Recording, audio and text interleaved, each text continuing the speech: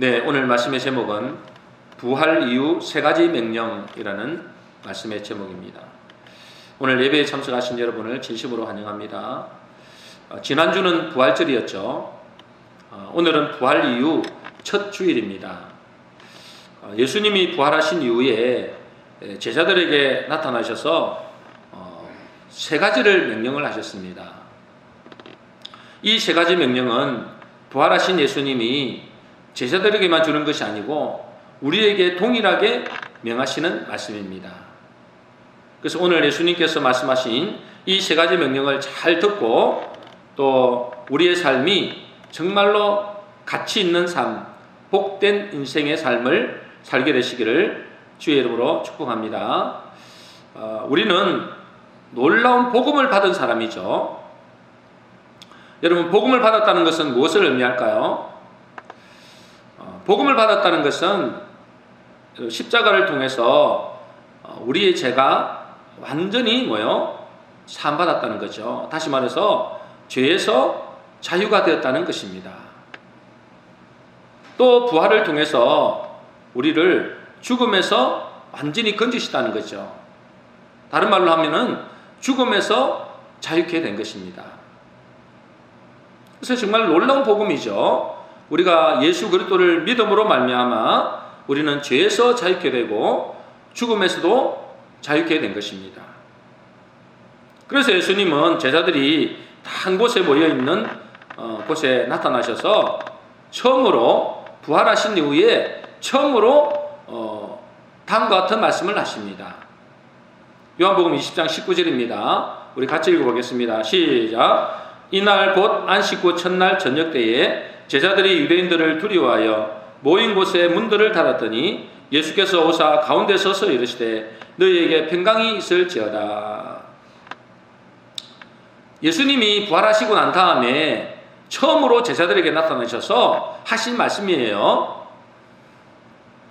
뭐라고 말씀하신다고요? 너희에게 평강이 있을지어다. 지금 제자들의 마음 상태가 어떨까요? 제자들의 마음 상태를 보니까 두려워했다라고 했습니다. 그죠? 두려워하고 있다. 여러분, 두려움의 원인이 뭐죠? 사람들이 왜 두려워할까요? 여러분, 두려움의 깊은 밑바닥에는 죽음이라는 것이 깔려 있습니다. 그렇죠? 사람들이 제일 두려워하는 것이 죽음이다 말이죠. 그런데 주님이 오셔서 너희에게 평강이 있을지어다 라고 말씀하시는 겁니다. 주님의 이 말씀은 단순히 제자들을 격려하고 위로하는 것이 아닙니다.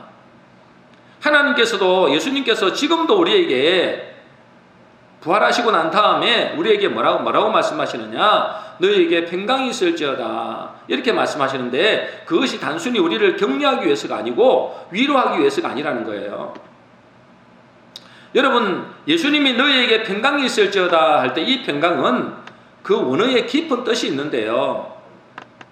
그것은 뭐냐면 모든 두려움을 가져다 주고 공포를 가져다 주는 그 요인들이 완전히 제거되었다라는 의미가 있습니다. 두려움의 원인이 뭐죠? 여러분, 우리의 두려움의 원인이 뭐냐면 아까도 말씀드렸습니다마는 이 죄에 대한, 죄와 이 죽음의 문제예요.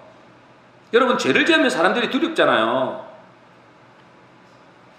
여러분, 죄를 별로 안 지으니까 잘 모르겠죠? 저도 마찬가지입니다만은, 여러분, 그래도 어릴 때 보면 죄를 지으면 이상하게 두려워요. 별로 그게 큰 죄가 아닌데도 두렵다니까요. 여러분, 도둑들이 이렇게 경찰관 지나가면 되게 두렵죠, 그죠? 두려움의 원인이 뭐냐면 죄 때문에. 그리고 또 뭐예요? 두려움의 원인, 아까도 말씀드렸죠? 죽음의 문제다 말이죠. 이 두려움의 원인이 죄와 죽음의 문제입니다. 여러분, 이걸 잘 아셔야 돼요. 이 죄와 죽음의 문제를 완전히 끝냈다라는 의미가 평강이라는 뜻입니다. 여러분, 그냥 하나님께서 우리에게 너희에게 평강이 있으라 라고 할 때 이것은 그냥 우리를 단순히 위로하기 위해서 한 게 아니라는 거예요. 우리에게 용기를 북돋아 주려고 하는 게 아니에요.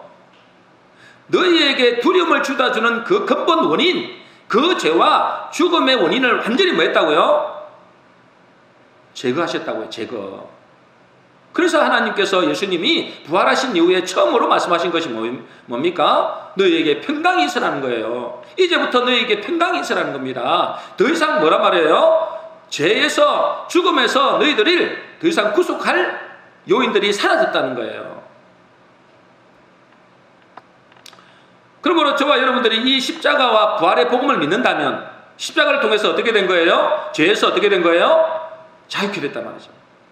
부활을 통해서 어떻게 된 거예요? 죽음에서 자유케 됐다는 거예요. 그러므로 저희들이 십자가와 부활의 복음을 믿는다면 더 이상 두려워할 필요가 없다는 것입니다. 왜 그럴까요? 법적으로, 실제적으로 두려움을 주는 요인들을 완전히 제거했기 때문에 그렇습니다. 여러분, 죽어도 죽지 않는다는데 그게 뭐가 두렵겠어요? 그 예수님이 부활하시고 난 다음 처음에 말씀하신 것이 너희에게 평강이 있을지어다. 하나님은 우리에게 모든 두려움의 원인들을 완전히 제거하셨습니다. 혹시 세상에서 여러분들이 염려하고 두려워하는 분이 있습니까? 부활하신 주님이 말씀하십니다. 너희에게 평강이 있을지어다. 더 이상 뭐요? 두려워할 필요가 없다는 거예요. 마귀도 여러분들을 이제는 뭐요? 더 이상 괴롭힐 명분이 없어졌다는 겁니다. 왜? 죄가 없으니까. 죄가 없어요. 죄가 없다는 게 아닌데 죄가 있지만 뭐요? 그 죄의 문제를 뭐요? 예수님이 피값으로 다 사했다는 거예요. 다 갚았다는 거예요. 그러니까 더 이상 마귀도 우리를 괴롭히지 못하는 겁니다. 근데 이 사실을 안 믿으면 어떻게 돼요? 이 사실을 안 믿으면 여러분은 죄와 사망에서 여전히 지배를 받고 있는 겁니다. 그러니까 합법적으로 여러분들을 마귀가 괴롭힐 수 있단 말이죠. 그러므로 저와 여러분들이 이 십자가 복음을 믿는다면 여러분들은 더 이상 뭐요? 두려워할 필요가 없다는 것입니다. 여러분 두려워하지 마시기 바랍니다. 여러분 두려워하지 말라고 한다고 두려워하지 않는 것이 아닙니다. 뭐 하면 될까요? 십자가 복음을 믿으면 돼요. 부활의 복음을 믿으면 되는 거예요. 그러면서 이제 십자가와 부활의 복음을 믿는 제자들에게 세 가지를 명령을 하시는 것입니다. 이것은 동일하게 우리에게도 명령하시는 거예요. 부활하신 예수님이 우리에게 뭐라고 명령하시느냐? 첫 번째 말씀이 요한복음 20장 21절이죠. 우리 같이 읽어보겠습니다. 시작. 예수께서 또 이르시되 너희에게 평강이 있을지어다. 아버지께서 나를 보내신 것 같이 나도 너희를 보내노라. 또 말씀하시죠. 또 너희에게 평강이 있을지어다. 계속해서 말씀하시죠. 그러면서 뭐라고 하느냐? 우리에게 명령하신 뭐라고요? 아버지께서 나를 보내신 것 같이 나도 너희를 보내노라. 그렇습니다. 여러분, 우리는 언제 가치 있는 존재가 될까요? 여러분, 우리는 언제 가치 있는 존재가 될까요? 여러분, 가치 있는 존재가 되고 싶죠? 사람들은 자기가 가치 있는 존재가 되고 싶어가지고 돈이 많이 있는데도, 먹고 살만한데도 돈 더 벌려고 그러고요. 높은 자리에 올라가려고 그러고요. 성공한 자리에 올라가려고 그래요. 그리고 얼굴도 이쁘게 만들려고 그러고, 그죠? 막 자기가 뭐 하려고, 나가 이렇게 가치 있는 존재다. 그거를 사람들에게 내보이려고 하는 거예요. 그런데 우리는 언제 가치 있는 존재가 될까 이 말이에요. 내가 열심히 노력하고 성공하면 가치 있는 존재가 될까요? 내가 부자 되고 높은 자리에 있으면 가치 있는 존재가 될까요? 그거는 사람들에게는 가치 있는 존재가 될지는 몰라도 하나님이 보실 때는 가치 있는 존재가 될 수 없을지도 모릅니다. 여러분, 우리는 피조물입니다. 피조물. 우리는 누구라고요? 대답을 하셔야지. 우리는 누굽니까? 피조물. 예, 피조물입니다. 하나님은 우리의 뭡니까? 창조자예요, 창조자. 여러분, 이 사실을 믿습니까? 여러분, 이것만 믿는다 해도 이게 대단한 거예요. 자, 여러분들이 피조물이라는 사실을 진짜 안다. 그리고 나를 만드신 분이 창조자다. 창조자 하나님이다. 이 사실을 안다면 여러분, 여기서 굉장한 우리 인생의 변화가 일어납니다. 왜 이것을 말씀하시냐면 이걸 반드시 기억해야 되거든요. 나는 피조물이라는 사실. 나를 만드신 창조주가 계시는데 그분이 하나님이라는 사실을 여러분들이 반드시 기억하셔야 돼요. 왜냐하면 이것이 전제되어야만이 우리의 존재 가치가 달라집니다. 우리는 우리의 가치 있는 존재가 되어야 되잖아요. 그렇죠? 가치 있는 존재가 되려면 이것이 반드시 전제가 된다 말이에요. 나는 피조물이다. 그리고 누구요? 나를 만드신 분이 하나님이시다. 이 사실을 꼭 알아야 돼요. 사람들은 성공하고 뭔가 업적을 쌓으면 가치 있는 존재라고 생각합니다. 근데 그거는 이 세상에서 피조물들끼리의 이야기죠. 그죠? 피조물들끼리. 우리끼리의 이야기단 말이죠. 그런데 우리가 진짜 가치 있는 존재가 되려면 우리의 창조주 대신 하나님이 우리를 가치 있는 존재라고 생각하셔야 됩니다. 그죠? 맞잖아요. 그래야 우리가 가치 있는 존재가 되는 거예요. 우리끼리 아무리 당신이 가치 있다 어쨌다 이거 아무 소용이 없어요. 우리끼리는. 우리를 만드신 창조주 그분이 우리를 뭐 한다고요? 가치 있는 존재라고 인정할 때 우리가 가치 있는 존재가 된다고요. 그러면 우리는 언제 가치 있다고 보시나요? 하나님이 우리를 언제 가치 있다고 보실까요? 여러분, 세상 사람들이 아무리 가치 있다고 인정해도 그건 의미가 없습니다. 하나님께서 우리를 가치 있는 존재라고 보셔야 돼요. 그럼 언제 하나님이 우리를 가치 있는 존재로 보느냐 그 말이에요. 언제 가치 있는 존재로 보죠? 하나님이 우리를 가치 있게 보는 기준은 우리가 있어야 할 곳에 있어야 되는 거예요. 믿습니까? 우리가 있어야 될 곳에 있어야 돼요. 또 우리가 있어야 할 그곳에서 하나님이 보내신 목적대로 살고 있는 그 사람이 가치 있는 사람이에요. 그렇죠? 여러분, 이 마이크가 있잖아요. 그죠? 이 마이크는 언제 가치 있는 존재가 될까요? 이 마이크의 주인은 누구예요? 쟨니다, 저. 제가 이거 산 거란 말이에요. 이게 제 거예요, 이거. 이게 제 거란 말이죠. 자, 이게 제가 뭐냐면, 이거는 피조물이에요, 피조물. 제가 이걸 샀단 말이에요. 이 주인이 접니다. 그러면 제가 자기들끼리 우리는 가치 있는 존재야. 아무리 그래봤자 소용이 있어요, 없어요? 아무 소용 없어요. 아이고, 이거 보고, 너는 너무 가치 있는 존재야. 너는 너무 가치 있는 존재야. 아무리 그러고도 소용 없어요, 그죠? 제가 이 마이크가 가치 있다라고 생각해야 가치 있는 거예요. 여러분, 이것이 봐보세요. 여기에 있을 때 이게 가치 있는 존재지. 이것이 바깥에 나와 있으면 아무리 가치가 없습니다, 그죠? 여기 있을 때 또 뭐요? 자기의 역할을 잘 해야만이 가치 있는 존재가 되는 거예요. 요즘에 제 음향기기가 지금 말을 잘 안 듣잖아요. 그래서 저걸 버려야 되나 말아야 되나 제가 고민 중에 있거든요. 왜 그럴까요? 제가 주인이잖아요. 제가 주인인 저에게 저 음향기기가 가치 없다고 생각이 들기 때문에 그런 거예요. 마찬가지로 우리는 피조물로서 주인 대신 우리의 주인이잖아요. 그분이 우리를 만드신 분이라니까. 그래서 여러분들이 피조물이라는 사실을 꼭 명심하셔야 돼요. 창조주 대신 그 하나님이 나를 가치 있는 존재라고 생각하실 때 우리는 존재가 가치 있게 되어진다는 거예요. 가치 있는 존재가 된다는 거죠. 자, 하나님이 우리를 보실 때 가치 있는 존재가 되어야 됩니다. 그죠? 그럼 언제 가치 있는 존재가 된다고요? 언제 가치 있는 존재, 하나님이 우리를 보실 때 언제 가치 있는 존재가 된다고요? 우리가 있어야 할 곳에 있어야 됩니다. 자, 여러분, 우리가 있어야 할 자리가 어디예요, 그러면? 가장 중요한 것은 그리스도 안에 있어야 됩니다. 여러분, 그리스도 안에 있다는 말이 어떤 의미죠? 여러분, 그리스도 안에 있어야만이 하나님이 여러분을 가치 있게 본다니까? 그럼 그리스도 안에 있다는 의미는 뭐냐 말이에요? 여러분, 어렵게 생각할 필요가 없어요. 그리스도 안에 있다는 이 말은 그리스도의 영향을 받고 있다 그 말입니다. 그렇죠? 그리스도에게서 오는 영양을 공급받고, 영양분을 공급받고, 그분의 통치를 받고, 그분의 보호하심을 받는 사람, 그게 뭐냐면 그리스도 안에 있다 이 말이에요. 여러분들은 그리스도 안에 와 있는 줄로 믿습니다. 여러분이 그리스도에게서 오는 힘을 공급받고 있잖아요. 그리고 그분의 통치를 받고 있잖아요. 그리고 그분의 보호하심과 인도하심을 받고 있다. 그것을 보고 그리스도 안에 있다라고 하는 겁니다.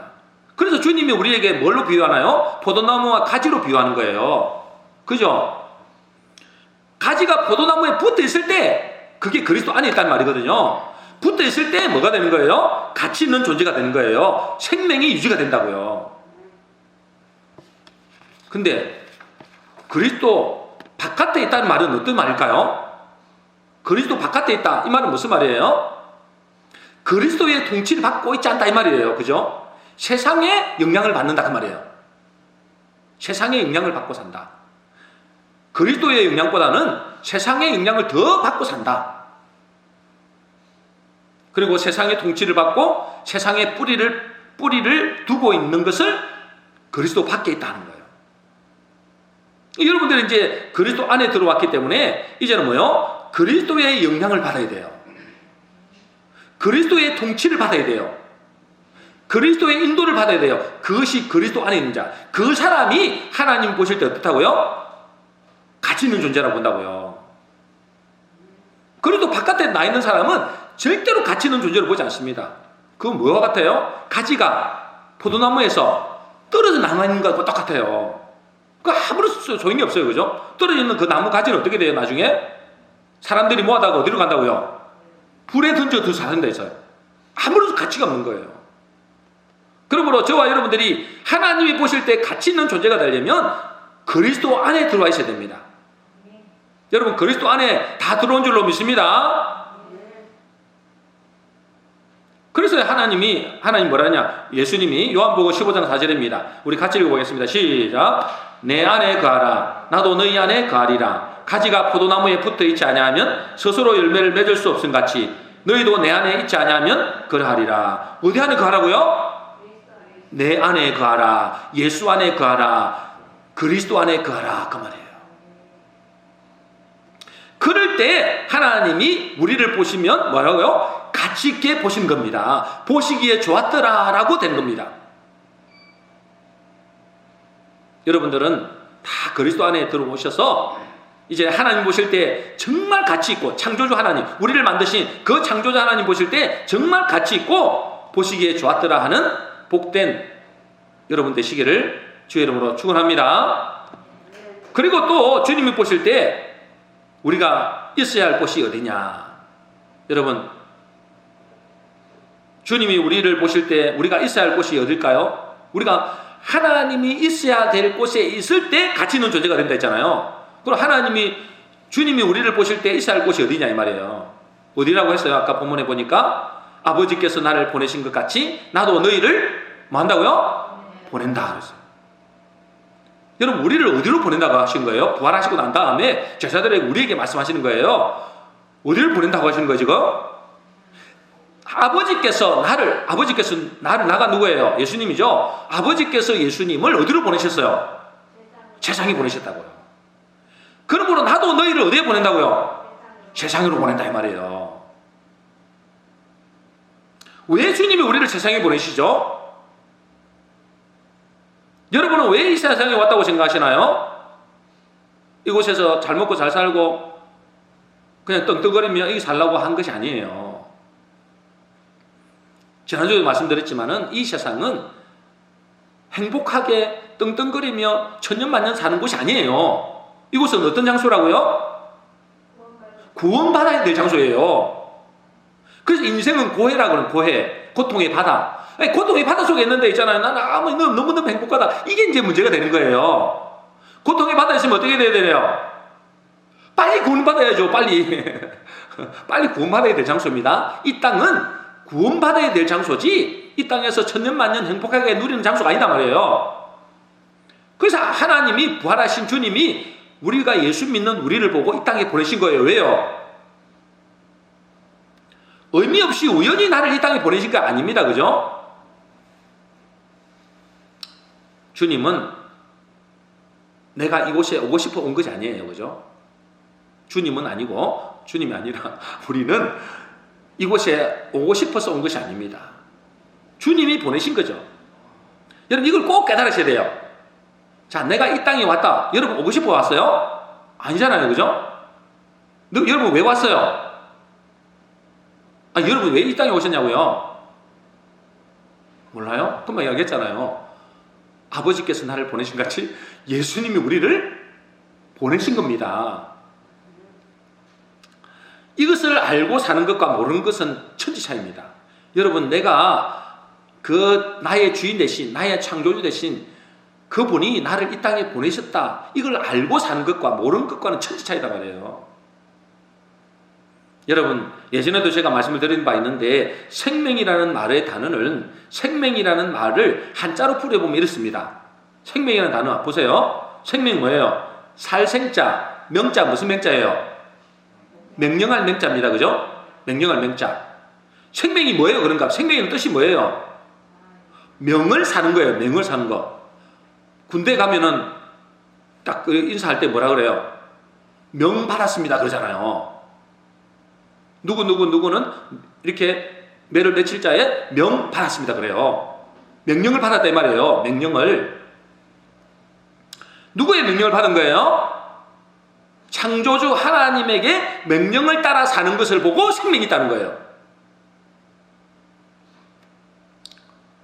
여러분, 이걸 꼭 기억하셔야 돼요. 우리가 생명이 있다 이 말은, 생명의 가치는 창조주 하나님의 말씀을 따라, 그분의 명령을 따라 살 때 생명의 가치가 있는 겁니다. 그러면 여러분은 왜 세상에 왔습니까? 아까도 말씀드렸죠. 그냥 재수 없어가지고 우연히 이 세상에 온 것이 아닙니다. 그죠? 이것을 모르면, 내가 하나님으로부터 명을 받아가지고 이 세상에 왔다는 사실을 모르면 그 사람은 방황합니다. 인생이 방황해요.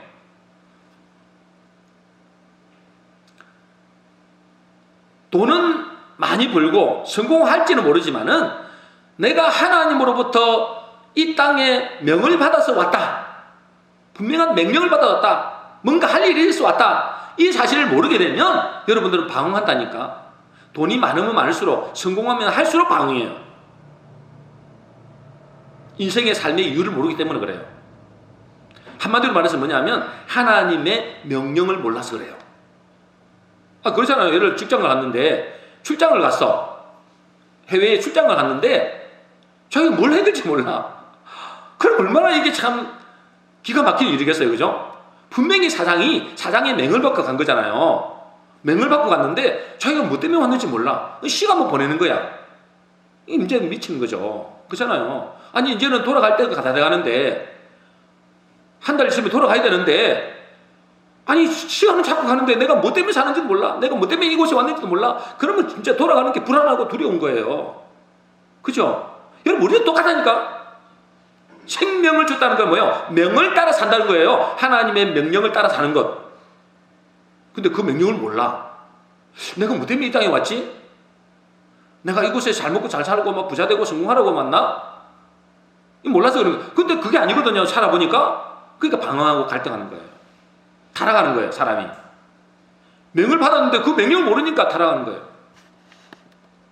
여러분, 우리 믿는 사람들은 하나님이 나를 이 땅에 보내셨습니다. 왜 보내신단 말이죠? 예수님이 그랬죠.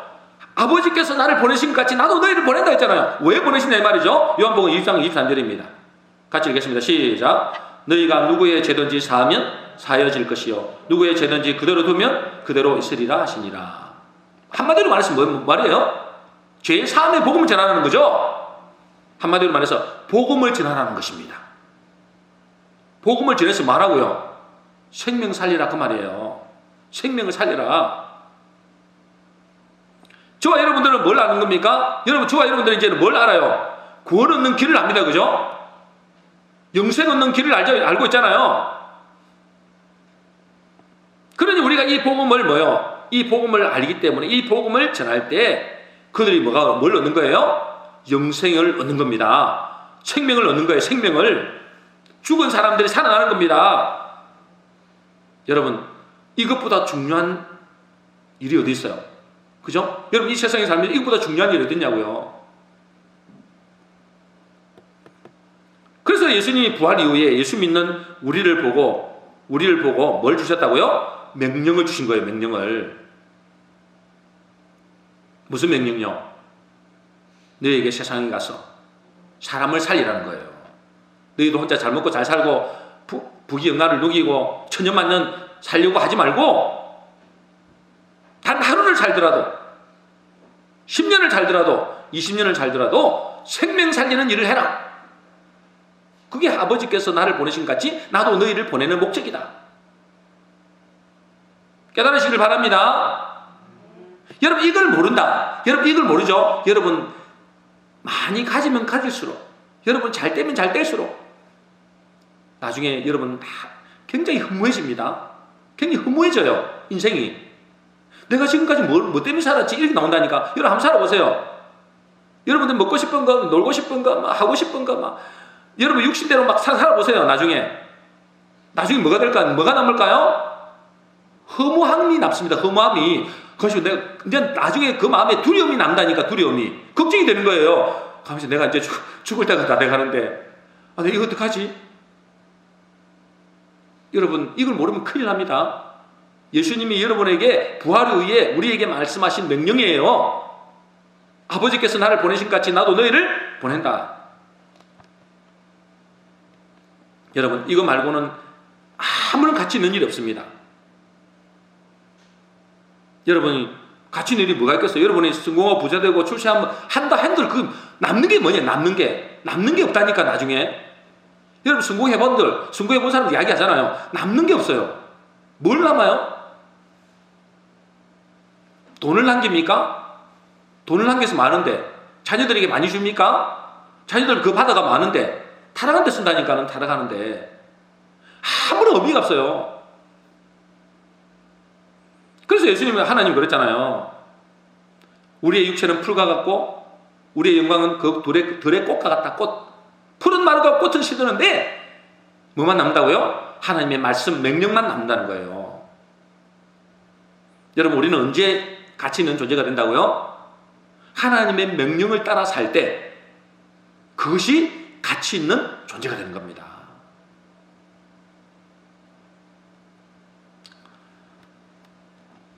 누가복음 12장 42절 43절입니다. 같이 읽겠습니다. 시작. 주께서 가라사대 지혜 있고 진실한 청지기가 되어 주인에게 그 집 종들을 맡아 때를 따라 양식을 나누어 줄 자가 누구냐? 주인이 이를 때에 그 종이 이렇게 하는 것을 보면 그 종이 뭐 하다고요? 복이 있더라. 우리 청지기. 우리 종이다 말이에요. 종. 우리 피조물이다 이 말이에요. 그러니까 지혜 있는 종, 진실한 종이 어떤 종이냐? 주인이 주인이 지시한 대로, 그죠? 주인이 지시한 대로 때를 따라 양식을 나누자. 때를 따라. 제가 여러분에게 때를 따라 양식을 주잖아요. 무슨 양식을 줘요? 생명의 말씀을 주는 거잖아요. 제가 매일같이 주잖아요, 여러분에게. 새벽마다 주고, 수요일마다 주고, 금요일마다 주고. 왜? 때를 따라 나눠주는 거예요. 뭐 하려고? 우리끼리 잘 먹고 잘 살자고? 그게 아니잖아요.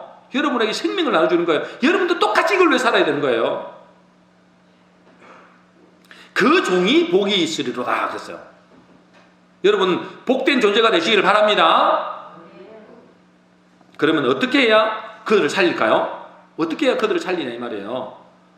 여러분, 어떻게 해야 그들을 살리느냐? 우리는 복음을 받았어요. 그죠? 이 복음을 받았기 때문에 복음을 뭐 하면 되는 거예요? 전하면 됩니다. 그죠? 복음을 전하면 돼요. 당연히 복음을 전하는 것도 해야 되지만은 이 말씀을 듣는 것으로 그들은 잘 안 받아들여요. 여러분도 한번 전해봤잖아요. 그죠? 옛날에는 잘 받았는지 몰라도 지금은 잘 안 받아들여요. 사람들이.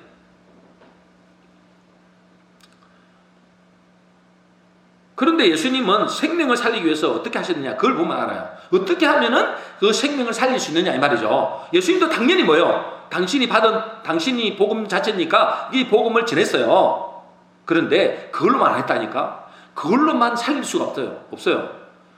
요한복음 10장 15절입니다. 같이 읽겠습니다. 시작. 아버지께서 나를 아시고 내가 아버지를 아는 것 같으니 나는 양을 위하여 목숨을 버리노라. 그 다음에 마가복음 10장 45절입니다. 시작. 인자가 온 것은 섬김을 받으리 함이 아니라 도리어 섬기려 하고 자기 목숨을 많은 사람의 대속물로 주려 함이니라. 여러분, 이 두 가지 공통점이 있죠, 그죠?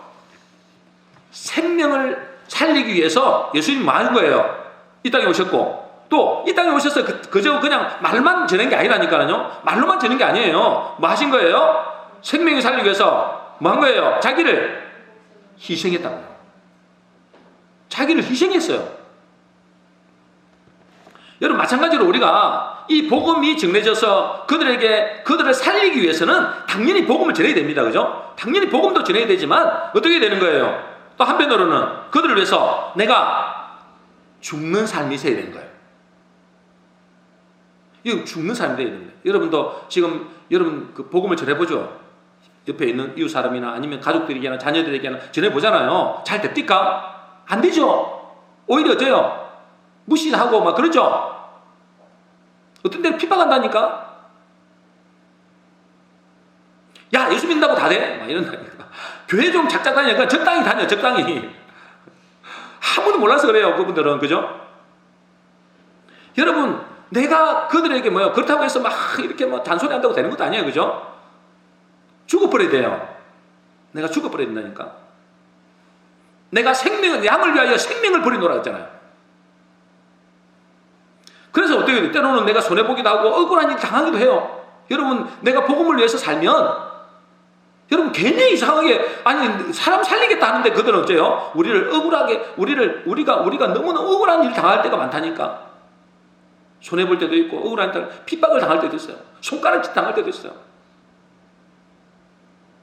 그런데 그렇게 해서 내가 죽을 때 비로소 어떻게 되는 거예요? 생명이 살아나는 겁니다. 절대 말로 안 돼요. 말로 잘 안 돼요. 거의 말로 되는 거는 하나님이 다 만져주시고 난 다음에 그걸 말이 되지, 말로 되지, 우리 힘으로는 잘 안 돼요. 내가 죽어버려야 돼요. 근데 여러분, 내가 죽는 것이 쉽던가요? 내가 죽는 게 쉽지 않잖아요. 그죠? 내가 억울한 일 당하고 손해만 조금만 봐도 막 이렇게 막 열받아갖고 절대 손해 안 불러놨잖아요. 왜? 우리 육신이 남아있기 때문에. 그래서 주님이 두 번째 명령하신 게 이럽니다. 요한복음 20장 22절입니다. 같이 읽겠습니다. 시작. 이 말씀을 하시고 그들을 향하사 숨을 내쉬며 이르시되 성령을 받으라. 여러분, 우리 힘으로는 안 돼요. 우리 힘으로 어떻게 죽겠어요, 그게. 단 1,000원짜리도 손에 안 보달라요. 우리 육신의 본능은. 나에게 이렇게 나를 때려서 반죽이 나빠야 돼요. 그래서 속이 시원해. 그잖아요. 하나를 우리에게 피해를 줬다. 나는 그 사람에게 열을 보복을 해야 되는 거예요. 그게 우리의 본성이에요. 우리 이게 어떻게 되겠냐 이거예요. 내가 죽어지는 게 어떻게 가능하겠냐는 거예요. 내 힘으로 안 되고 어떻게 해야 된다고요? 성령을 받아라. 여러분, 예수를 믿을 때 성령도 오십니다. 믿습니까? 이런 그랬잖아요. 고린도서 15장에 보니 그랬잖아요. 누구든지 예수를 성령이 아니고서는 예수를 주라고 할 수 없느니라 했잖아요. 예수를 그리스도로 할 수 없느니라 했잖아요. 여러분들이 예수를 믿는다, 예수님을 나의 주라, 나의 그리스도라 고백한다는 것은 내 속에 성령이 와 계셔서 가능하다는 거예요. 근데 그 성령이 오셨는데 그 성령의 역사심이 있어야 된다는 거예요. 역사심이. 내 속에 있는 성령을 살려야 된다는 거예요. 여러분, 아이들도 있잖아요. 아이들도 그 속에 뭐가 있는 거예요? 생명이 있다잖아요. 그래서 그 속에 지혜와 지식이 다 풍부하게 있다니까? 그걸 뭐 하는 거예요? 끄집어내는 것을 교육을 한다 했잖아요. 여러분 속에, 예수 믿는 여러분 속에 누가 있다고요? 성령이 와 계시니까 예수님을 그리스도로 고백하는 거예요. 근데 그 그리스도를 가만히 두면 안 된다고요. 그 성령을 어떻게 되는 거예요? 개발한다는 게 좀 이상하지만 성령의 역사하는 것을 이렇게 역사하도록 만들어낸다. 그러려면 어떻게 되는 거예요? 제사들이 어떻게 했어요? 제사들이 성령의 능력을 힘입을 때까지 그들이 예루살렘에 머물러서 하게 했었다 했어요? 전혀 기도하게 했었다는 거예요. 우리가 기도한다는 게 뭐예요? 내 속에 있는 성령의 역사를 충만하게 한다는 거예요. 그래서 성령의 충만을 받고 성령을 의지하는 것이 가장 중요한 일입니다. 내 힘으로 안 되기 때문에 그래요. 기도 안 하면 내가 죽어줄 수 없다니까. 내가 기도 안 하는데 사람이 살아난다. 그건 안 돼요. 그렇게 할 수가 없어요. 이거는 뭐기 때문에? 육신의 일이 아니기 때문에, 하나님의 일이기 때문에 그래요. 영적인 일이기 때문에, 영적인 일은 기도를 통해서만이 말씀의 역사가 일어나고 성령의 역사가 일어나는 거예요. 자, 이제 하나님이 나를 이 세상에 보내신 것은 분명합니다. 그죠? 여러분이 재수 없어가지고 내가 우연히 이곳에 온 게 아닙니다. 그죠? 주인이 있다니까. 주인이, 창조주 주인이 나를 이곳에 보내셨다. 근데 문제는 뭐냐면, 내가 이 세상에 살 때, 이 세상에 올 때 주님의 명령을 수행하기 위해서 어떻게 살아야 할지에 대한 구체적인 매뉴얼은 없어요. 매뉴얼이 없어요. 그죠? 아니, 우리가 차를 사면은 그 매뉴얼이 있잖아요. 그 매뉴얼대로 해야 되잖아요. 우리에게 구체적인 매뉴얼을 안 주셨다니까? 물론, 이제 성경이 그 매뉴얼 중에 하나입니다. 그죠? 성경이 매뉴얼인데, 그때 성경을 통해서 우리가 하나님의 명령도 주시지만은 모든 사람이 그것을 동일하게 적용할 수는 없어요. 그때그때 다 달라요. 그죠? 시대에 따라 다르고, 환경에 따라 다르고, 하루하루 달라요. 어제 읽었던 그 본문 말씀이 내일 읽으면 또 달라요. 또 이게. 그러니까 구체적인 매뉴얼을 주고 우리에게 이 세상을 살아라 이렇게 하셨다 이 말이에요. 우리를 보내실 때, 야, 너는 이렇게 매일매일 이렇게 살아. 이렇게 하면 참 좋을 텐데, 이렇게 안 하셨다니까? 제가 이 말씀을 묵상하면서 왜 주님은 이 세상에 나를 보내실 때 정확한 매뉴얼을 주지 않았을까? 이게 묵상이 되더라고요. 왜 매뉴얼을 주고 살아가면 참 좋을 텐데, 왜 매뉴얼을 안 주셨을까? 그 이유는 있잖아요.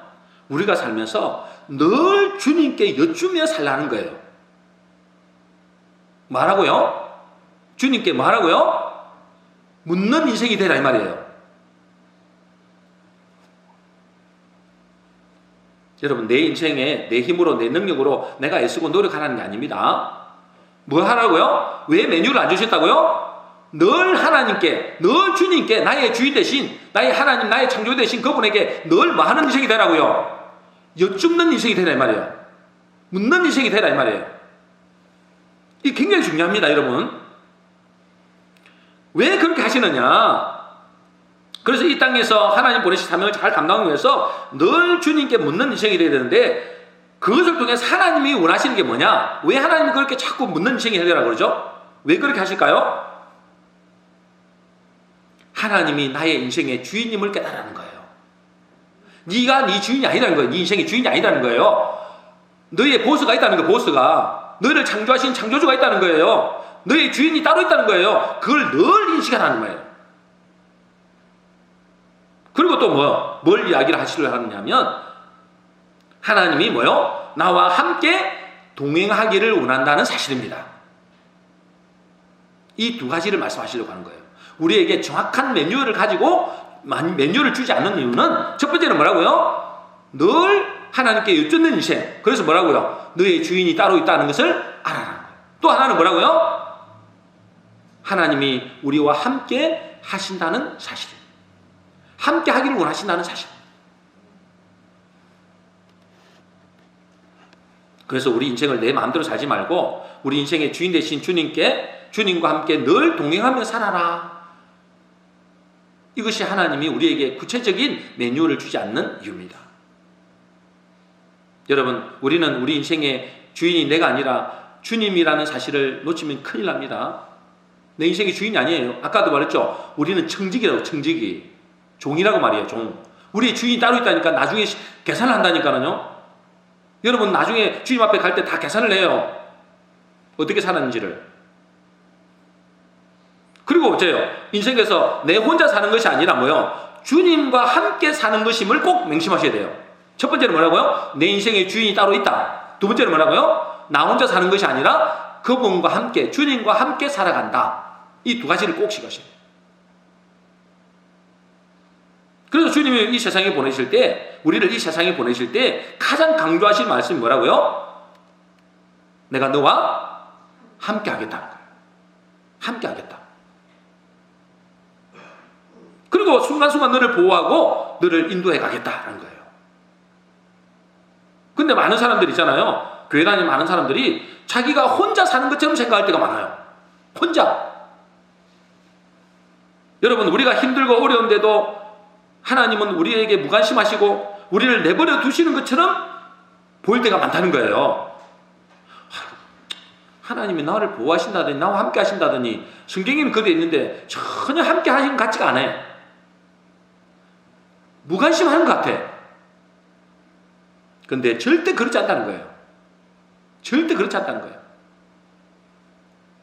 몇 주 전에 어떤 목사님과 통화를 했는데 그 목사님이 저한테 뭐라고 말씀하셨냐면, 목사님, 그림자 부부 이야기를 아세요? 그러는 거예요.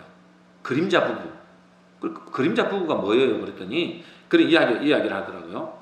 미국의 한 부부 이야기인데, 아내가 어느 날 눈에 시신경에 문제가 왔대요.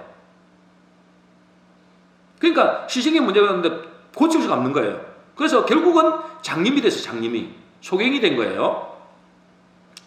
그래서 남편이 있잖아요. 아내를 사랑하니까 치극정성으로 잘 돌봐주다가, 근데 어느 날 아내에게 이렇게 말한 겁니다. 이제 당신 혼자 자립하시오. 나는 더 이상 당신을 도와줄 수 없어. 그러니까 아내가 어째요? 완전히 날벼락 맞은 것 같은 기분이 든다는 거예요. 그러면서 너무너무 실망하고 남편에 대한 원망하는 마음이 팍 올라오는 거예요. 그러면서 그 마음의 속으로 뭐냐, 세상에 믿을 놈 하나도 없구나. 믿을 놈 하나도 없구나. 그래서 그때부터 있잖아요, 이 아내가 자립하기 위해서 이를 악물고 죽기 살기로 훈련합니다. 어느 날 택시를 잡아 타고 맹인이 이제 훈련하는 곳으로, 훈련하는 장소로 가는데, 택시를 탄 택시 기사가 이런 말을 하는 겁니다. 뭐라고 말하냐면, 부인께서는 참 행복한 분이십니다. 어떻게 저런 남편을 두셨습니까? 라고 말하는 거예요. 그래서 부인이 무슨 말씀이세요? 그랬어요. 기사가 하는 말이, 남편은 당신이 움직일 때마다 당신을 그림자처럼 돕고 있으니 말이죠. 그 말을 듣고 아내가 깜짝 놀랐어요. 남편은 그동안 아내의 자립심을 키우기 위해서 모진 말을 한 거예요. 그런데 저요, 아내가 가는 곳마다 어디를 가든지 그림자처럼 그를 지켜주고 보호해주고 있었다는 거예요. 자기 눈에 안 보이니까 안 보이죠. 그런데 저요, 위험한 길을 갈 때는 이상하게 뭐요? 자꾸 이렇게 자기를 이렇게 미쳐내고, 나중에 돌아보니까 그걸 알았다는 거예요. 자기는 그냥 우연히 그리 된 줄 알았는데 나중에 알아보니까 뭐요? 자기가 위험할 때마다 그거 다 보여줬다는 거예요. 여러분, 하나님도 그 남편처럼 우리 주변에 늘 그림자처럼 우리를 보호하고 인도하고 계시다는 사실입니다. 눈에 안 보일 뿐이에요. 저도 그런 게 많이 했거든요. 얼마 전에도 우리 사모하고도 그런 이야기 했어요. 하나님은 때로는 우리에게 무관심한 것 같고, 때로는 나를 버리신 것 같고, 때로는 안 계신 것 같은데, 그 남편처럼 어디를 가든지 그림자처럼 우리와 함께 하는, 그래서 우리를 보호하시고 우리를 인도해 가신다는 겁니다. 하나님은 우리를 보내실 때 절대로 우리를 홀로 내버려 두지 않는다는 거예요. 내가 너와 항상 함께 해서. 여러분, 주님은 우리를 세상에 보내실 때 구체적인 매뉴얼을 주시진 않았습니다. 그것은 뭐요? 늘 주님께 여쭤보라는 거예요. 묻는 인생이 되라. 그리고 뭐요? 늘 주님과 동행하는 삶이 되라. 주님이 너와 함께 하시기 때문에. 그러니 우리의 인생을 살면서 나를 보내신 주님께 뭐 해야 되는 거예요? 늘 하나님께 여쭙는 인생이 돼야 됩니다. 내가 왜 이 가정에 왔는지, 내가 왜 이 직장을 나에게 주셨는지, 왜 내게 이런 위치와 달란트와 재물을 주셨는지 늘 여쭤보라는 거예요. 그래서 뭐요? 주님과 동행함으로 내 힘으로 사는 것이 아니라 주님의 보호하심과 주님의 손길이 함께 하심으로 사는 거다. 그게 부활 이후에 제자들에게, 우리에게 명령하시는 거예요. 그게 하나님이 보실 때 가장 가치 있는 삶의 모습이고 가장 복된 모습이라는 거예요. 우리 모든 성도님들은 부활 후에 주님이 제자들에게 하신 이 명령이 나에게 주신 명령임을 알고 주님으로부터 가장 가치 있는 인생, 가장 복된 인생 되시기를 주의 이름으로 축원합니다. 정리하겠습니다. 부활 이후에 주님은 우리에게 세 가지를 명령하셨습니다. 부활 이후라 하면 뭐란 말이에요? 부활 이후라 하면 이제 우리가 뭐예요?